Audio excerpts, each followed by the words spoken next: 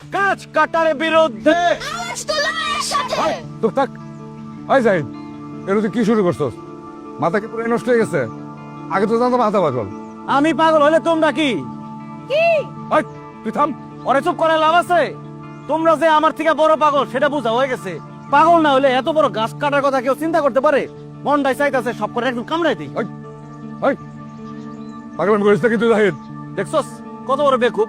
পাগল রে কয় পাগলামি করিস না। আরে গাছকে আমরা সাথে কাটতেছি। হ্যাঁ, এই যে 3 দিন আগে যে জ্বর এলো, জ্বরে ওই গাছের ডাইল ভাঙিয়া ওই দোকানের উপরে পড়ে দোকান নষ্ট হয়ে গেছিল। তাই আমরা বাজারে সবাই মিলে সিদ্ধান্ত নিছি এই গাছটা কারণ দরকার। কি কও তোমরা? হ্যাঁ, খালি বাজার কমিটি না, পুরা গ্রাম মিলাও যদি সিদ্ধান্ত নাও যে এই গাছ কাটবা, সেটা আমি হইতে দিব না। জাহিদ তোর বাহে কিন্তু এলাকায় ভালো মানুষ আছিল, ওই লেগে তোরা আমরা একটু সম্মান দেই। তুই যদি আমাকে কাজ কামে সব জায়গায় বাগড়া দেস, তাহলে মনে করিস তোরা কিন্তু আমরা ছাড়বো না, তোরা কিন্তু আর সম্মান করবো না। আমিও কয়ে দিলাম আমার জান থাকতে গাছ কাউরে কাটতে দেব না। গাছের বুকে করত চালানোর আগে আমার বুকে করত চালাইতে হইব। আমার বুকে করা চালাতে হইব। হাই চুপ থাক।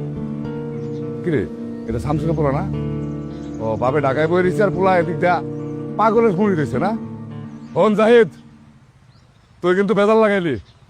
এই গাছ আমরা কালকে কাটবো, পারলে তুই বাধা দিস। চলো। ঠিক আছে, আমিও দেখবো কেমনে এই গাছ কাটো। আয়ো কালকে। এক একটা যদি মাথা না ফাটাইছি তাহলে আমার নাম জাহিদ না।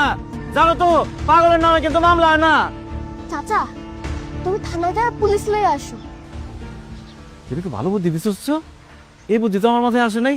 তোর মাথায় তো অনেক বুদ্ধি। আচ্ছা ঠিক আছে, তোরা থাক, আমি পুলিশ নিয়ে যেতেছি। এইবার মতিন শেঠে জন্মের শিক্ষা দেবো। তোরা থাক। হ্যাঁ